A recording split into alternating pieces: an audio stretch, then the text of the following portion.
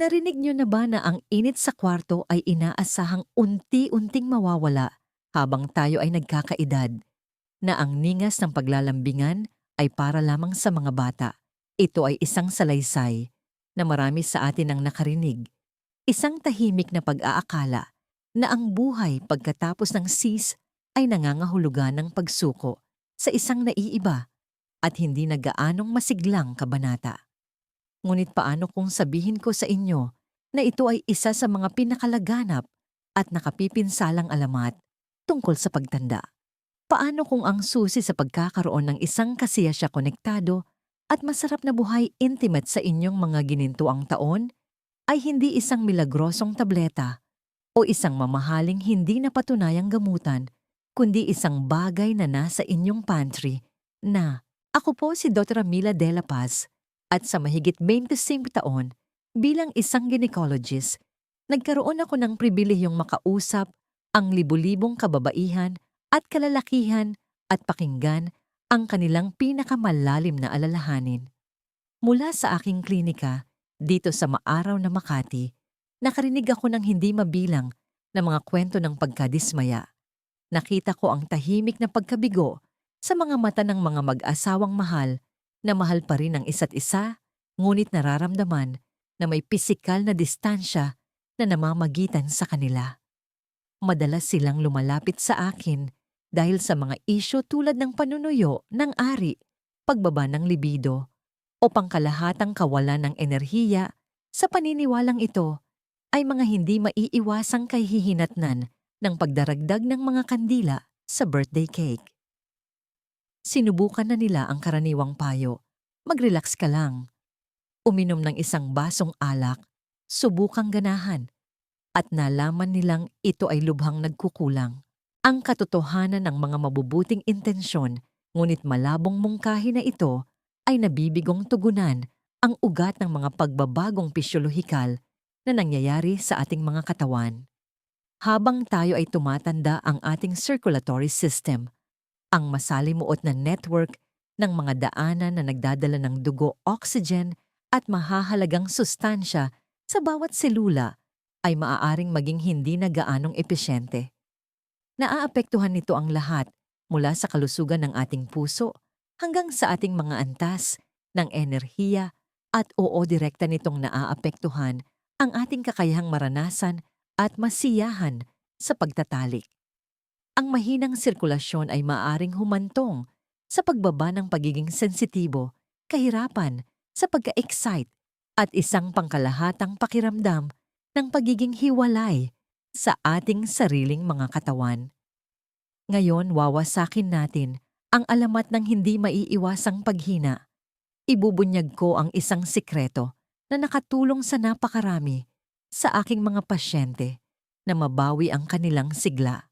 Ating tuklasin ang 4 na makapangyarihan, ngunit madalas na hindi napapansin na mga bitamina na maaaring lubos na mapabuti ang daloy ng dugo, palakasin ang inyong intimate health, at tulungan kayong magsulat ng isang bago at puno ng pag-ibig na kabanata sa inyong buhay. Humanda na tuklasin kung paano maibabalik ng mga natural na kaalyadong ito ang ningas na akala ninyo'y tuluyan ng nawala. Isa sa mga pinakakaraniwang reklamo na naririnig ko mula sa aking mga pasyente na higit sa 60 ay ang kapansin-pansing pagbaba ng pisikal na pagiging sensitibo at pagtugon. Isang babae na tatawagin nating Aling Carmen, isang masiglang 68 taong gulang na retiradong guro mula sa Cebu City, ay perpektong nailarawan ito sa isang kamakailang pagbisita. "Dora De La Paz," sabi niya, may bahid ng pagkadismaya sa kanyang boses. "Mahal pa rin namin ng asawa ko ang isa't isa. Naghahawak kamay kami, nagtatawanan kami. Ngunit pagdating sa pagtatalik, parang nawawala ang signal sa kung saan. Nasa isip ko ang pagnanasa, pero parang hindi natatanggap ng katawan ko ang mensahe." Ang karanasan ni Aling Carmen ay lubhang karaniwan, at hindi lang ito nasa isip niya. Ang karaniwang pamamaraan ay madalas na binabaliwala ang mga alalahaning ito bilang purong psikolohikal o hormonal. Bagamat may papel ang mga salik na yon, Ang pinag-uugatang issue ay madalas na mekanikal, isang kompromiso sa ating vascular health. Habang tayo ay tumatanda, ang ating mga daluyan ng dugo ay maaring mawala ng ilan sa kanilang pagkaelastiko at maaring magsimulang mamuo ang plaque, isang kondisyon na kilala bilang atherosclerosis. Ang paninikip na ito ng ating mga daanan ng dugo ay nangangahulugang mas kaunting dugo ang malayang makadaloy, lalo na sa mas maliliit at mas maselang mga ugat sa pelvic region. Para sa kapwa lalaki at babae, ang pagka-excite ay isang vascular event. Nangangailangan ito ng mabilis at malaking pagtaas ng daloy ng dugo sa mga ari. Kapag may kapansanan ng sirkulasyon, ang tugon na ito ay humihina, na humahantong sa pagbaba ng pagiging sensitibo, kahirapan sa pagkamit, o pagpapanatili ng pagka-excite, at sa huli isang hindi gaanong kasiyasyang karanasan. Dito nagiging bida ang vitamin E. Madalas na tinatawag na sex vitamin, ang vitamin E ay isang makapangyarihang antioxidant na gumaganap ng mahalagang papel sa pagprotekta sa ating mga selula mula sa pinsala at pagsuporta sa kalusugan ng puso at mga daluyan ng dugo. Ang pangunahing benepisyo nito sa kontekstong ito ay ang kakayahang kumilos bilang isang natural na pampalabnaw ng dugo at vasodilator. Nangangahulugan ito na tumutulong itong maiwasan ang mga platelet ng dugo na maging masyadong malagkit at magdikit-dikit, habang tumutulong din na i-relax at palawakin ang mga daluyan ng dugo mismo. Isipin ito bilang isang espesyal na grupo ng tagalinis para sa inyong circulatory system na tinitiyak na bukas at malinis ang mga daanan para sa maayos na daloy ng trapiko. Ang pinabuting sirkulasyon na ito ay nagbibigay daan sa dugo na mas mahusay na makarating sa mga dulo ng katawan at sa pelvic region na lubhang mahalaga para sa isang malusog na tugon sa pagtatalik. Sa pamamagitan ng pagpapabuti ng daloy ng dugo, direktang mapapataas ng vitamin E ang pagiging sensitibo ng mga nerve at maisusulong ang natural na lubrication sa mga kababaihan na ginagawang mas masarap ang pisikal na haplos at binabawasan ang discomfort ng panunuyo ng ari, isang madalas na hadlang sa pagtatalik pagkatapos ng menopause. Para sa mga kalalakihan, ang parehong tulong sa sirkulasyon ay mahalaga para sa erectile function. Kaya paano ninyo madaling maisasama ang makapangyarihang bitamina na ito sa inyong buhay? Hindi ninyo kailangang maghanap sa malayo. Sagana ang vitamin E sa maraming masasarap at buong pagkain.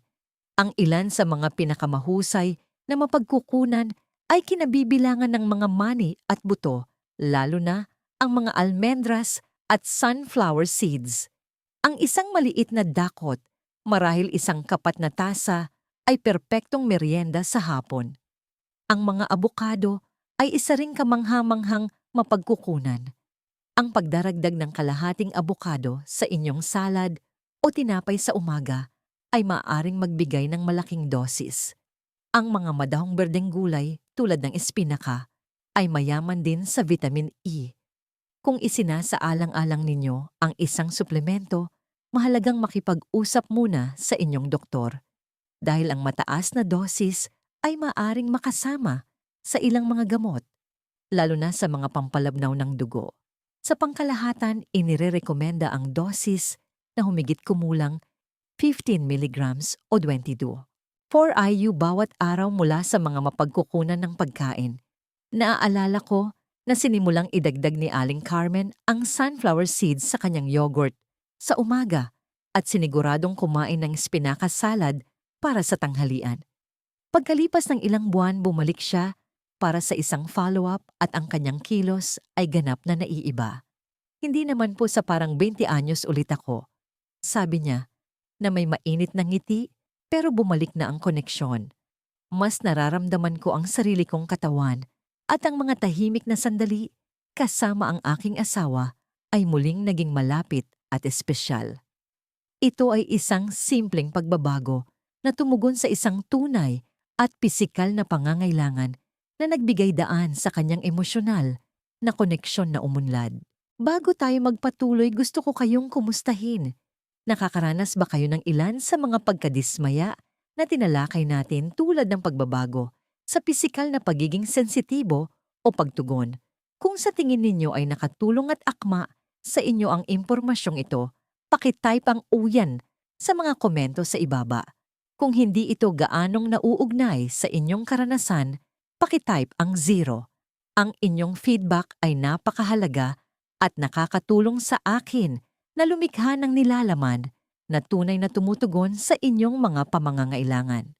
Ngayon, pag-usapan natin ang tahimik na arkitekto ng ating kapakanan, isang sustansya na nakakaapekto sa lahat, mula sa ating mga buto hanggang sa ating kalooban, at oo, sa ating intimate health, ang vitamin D. Kapag ang mga pasyente ay lumalapit sa akin na nakakaramdam ng pangkalahatang pagkapagod, mababang kalooban o isang libido na tila naglaho, madalas na sinasabi sa kanila na bahagi lang ito ng pagtanda. Maaaring pinayuhan silang magpahinga ng higit pa o kahit na niresetahan ng mga antidepressant nang walang masusing pagsisiyasat sa mga pinag-uugatang biolohikal na salik. Isang Ginoo na nagngangalang Mang Roberto, isang 73 taong gulang mula sa Baguio City, na ipinagmamalaki ang kanyang aktibong pamumuhay, ay dumating sa aking klinika kasama ang kanyang asawa. Nag-aalala siya. Wala na po akong gana tulad ng dati, doktora, paliwanag niya. At sa totoo lang, wala akong interes sa pagtatalik. Nagdudulot ito ng problema sa pagitan namin dahil iniisip ng aking asawa na hindi na ako naakit sa kanya na malayong malayo sa katotohanan. Ang problema sa dahil lang sa pagtanda na pananaw ay binabaliwala nito ang malalim na pagbabago sa hormonal na nangyayari sa ating mga katawan at kung paano maaaring palalain ng mga kakulangan sa sustansya ang mga ito. Dito nabibigo ang lumang paraan ng pag-iisip. Lumilikha ito ng pakiramdam ng kawalan ng magawa. Sa halip na bigyan tayo ng kapangyarihan na may mga solusyon na maaaring gawin. Ang kahalagahan ng vitamin D ay higit pa sa kilalang papel nito sa pagsipsip ng calcium at kalusugan ng buto. Ito ay gumagana bilang isang prohormone, isang sangkap na ginagawang hormone ng katawan. Sa kasong ito, gumaganap ito ng mahalagang papel sa paggawa ng ating mga sex hormones, kabilang ang testosterone. Bagamat madalas na iniuugnay sa mga lalaki, ang testosterone ay mahalaga para sa parehong kasarian na nakakaimpluwensya sa libido, antas ng enerhiya at pangkalahatang pakiramdam ng kagalingan. Habang tayo ay tumatanda, ang ating mga katawan ay nagiging hindi na gaanong mahusay sa paggawa ng vitamin D mula sa sikat ng araw, at ang ating pagkain ay maaaring hindi sapat upang makabawi na humahantong sa malawakang kakulangan, lalo na sa mga lugar na hindi gaanong nasisikatan ng araw tulad ng tirahan ni Mang Roberto sa Baguio. Ang mababang antas ng vitamin D ay direktang nauugnay sa mas mababang antas ng testosterone na maaaring magpakita bilang matinding pagkapagod, mababang kalooban at nabawasang pagnanasang sexual na inilarawan ni Mang Roberto. Bukod dito, sinusuportahan ng vitamin D ang kalusugan ng puso sa pamamagitan ng pagtulong na mapanatili ang kalusugan ng endothelium, ang panloob na lining ng ating mga daluyan ng dugo. Ang isang malusog na endothelium ay mahalaga para sa tamang daloy ng dugo at sirkulasyon na tulad ng napag-usapan na natin ay ang pundasyon ng sexual na tugon. Ang solusyon dito ay dalawaligtas na pagbibilad sa araw at paggamit mula sa pagkain. Ang pinakanatural na paraan upang makakuha ng vitamin D ay mula sa araw.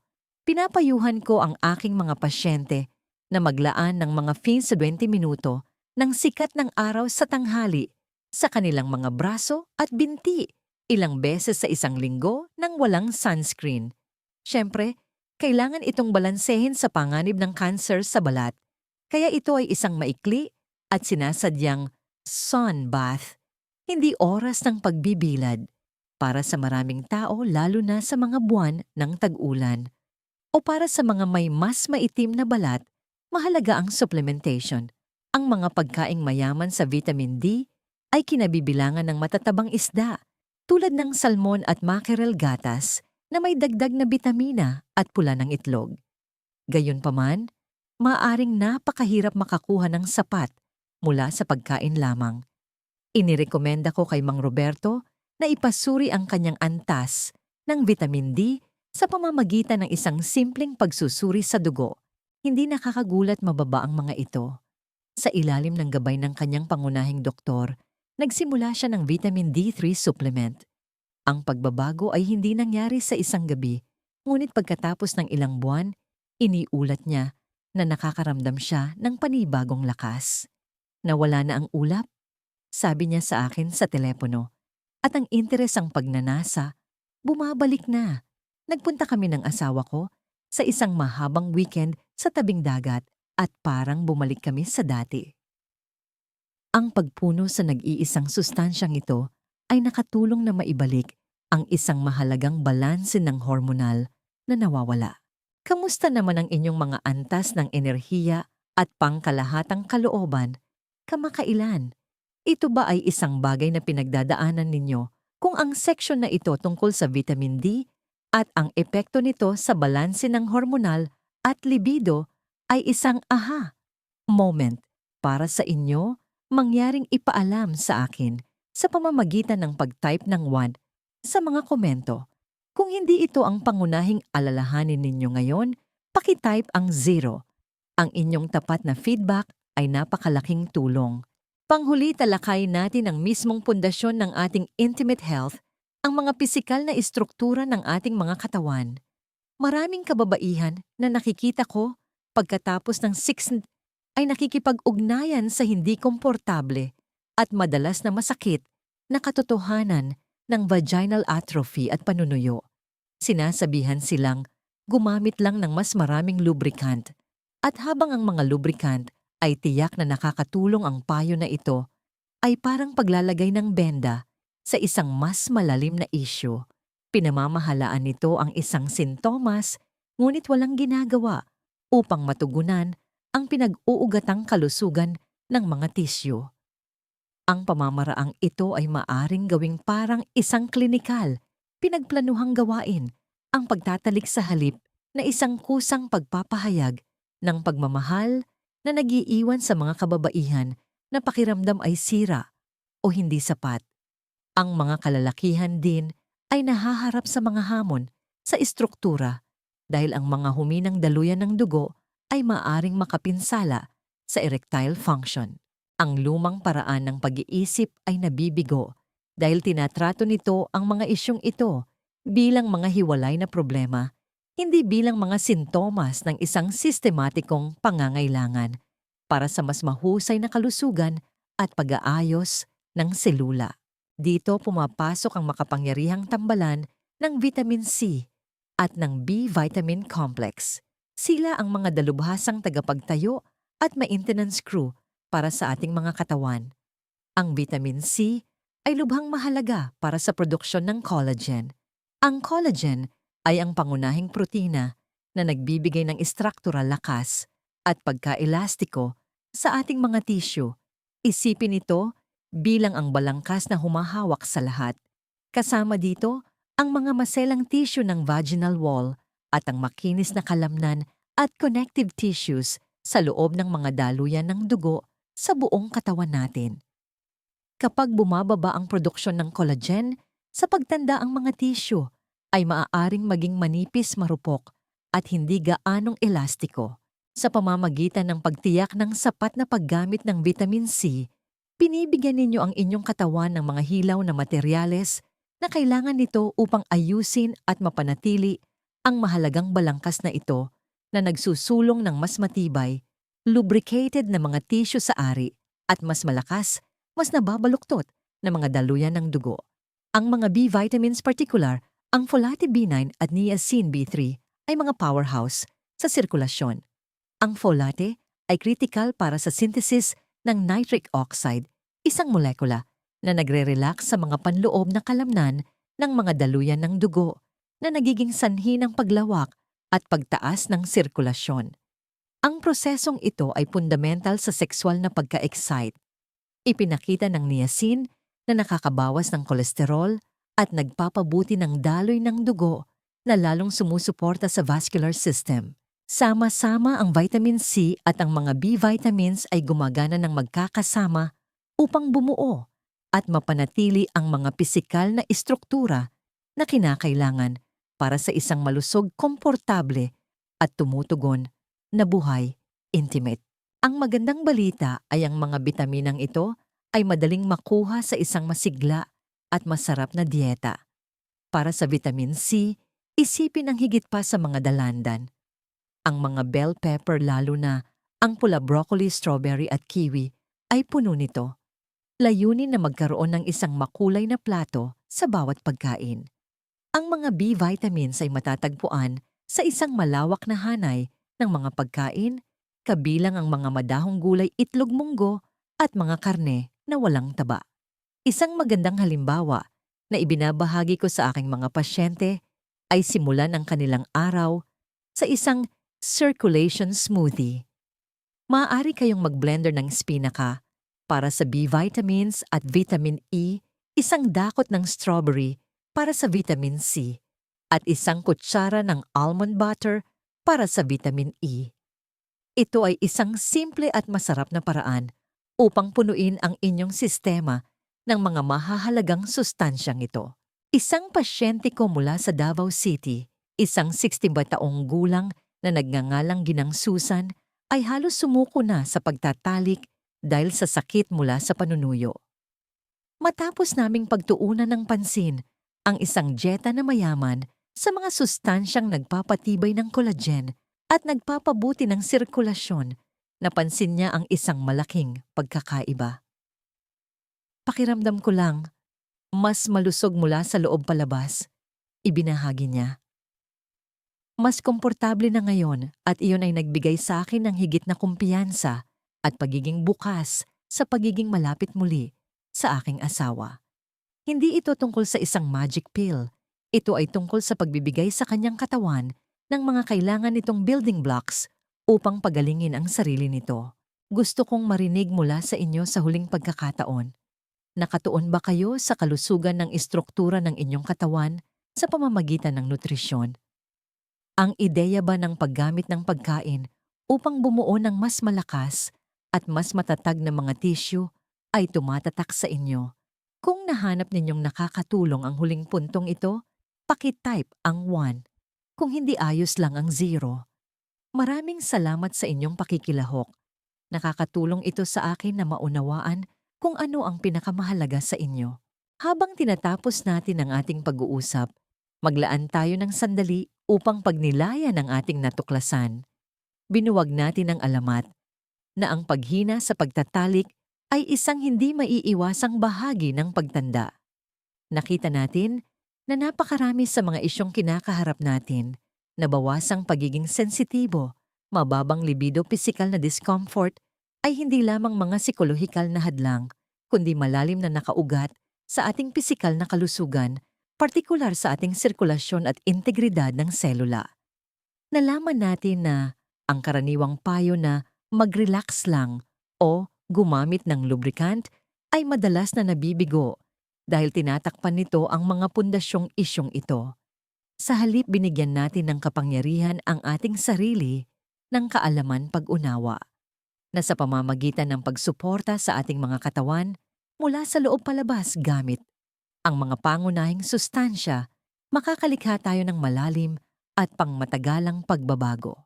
Tinalakay natin kung paano malilinis ng antioxidant power ng vitamin E ang ating mga daanan ng dugo, kung paano maibabalik ng suportang hormonal ng vitamin D ang ating enerhiya at pagnanasa, at kung paano muling maitatayo at mapapanatili ng suportang pang-istruktura mula sa vitamin C at B-complex vitamins ang mismong mga tissue na kasangkot sa pagtatalik.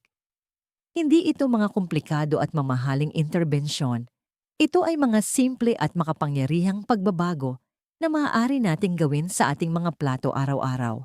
Ang huling payo ko sa inyo ay ito: tingnan ninyo ang inyong katawan, hindi bilang isang bagay na bumibigay sa edad, kundi bilang isang tapat na kasama na nagdala sa inyo sa buong buhay at ngayon ay humihingi ng isang partikular na uri ng nutrisyon. Pakinggan ang mga senyales nito. Ang pagkapagod, ang discomfort, ang kawalan ng pagnanasa, hindi ito mga senyales ng pagkatalo. Ito ay mga kahilingan para sa mga tamang building blocks sa pamamagitan ng pagsagot sa panawagang iyon ng mga pagkaing mayaman sa sustansya. Hindi lamang ninyo pinapabuti ang inyong buhay, intimate. Namumuhunan kayo sa kalusugan ng inyong puso, kalusugan ng inyong utak, at sa inyong pangkalahatang sigla. Pinipili ninyo ang isang hinaharap ng koneksyon, kasiyahan, at kasiglahan. Ang aking panawagan sa inyo ngayon ay simple. Huwag hayaang ito ay maging isang kawili-wiling impormasyon lamang. Isagawa ninyo ito. Pumili ng isa sa mga bitaminang tinalakay natin ngayon at maghanap ng isang masarap na paraan na nakabatay sa pagkain upang makakuha ng higit pa nito ngayong linggo. Marahil ito ay pagdaragdag ng mga almendras sa inyong merienda, pagtiyak na nakakakuha kayo ng ligtas na sikat ng araw o pagblender ng isang makulay at puno ng vitamin C na smoothie. Magsimula sa maliit at hayaang magpatuloy ang isang positibong aksyon na yon. At sa ating paghihiwalay, nais kong iwan sa inyo ang isang maliit na aral sa buhay na nagsilbi ng mabuti sa akin at sa aking mga pasyente sa loob ng maraming taon. Ang pagiging mausisa ay ang lunas laban sa pagtanda. Sa sandaling huminto tayong matuto, magtanong at maniwala sa ating sariling kakayahan para sa paglago at pagbabago, doon talaga natin mararamdaman ang pagtanda. Manatiling mausisa tungkol sa inyong kalusugan, mausisa tungkol sa inyong kapareha, at mausisa tungkol sa hindi kapani-paniwalang potensyal na nananatili pa rin sa loob ninyo. Gusto kong marinig ang inyong mga saloobin. Alin sa mga bitaminang ito ang pinakagulat sa inyo? Paki-share ang inyong sagot sa comments sa ibaba.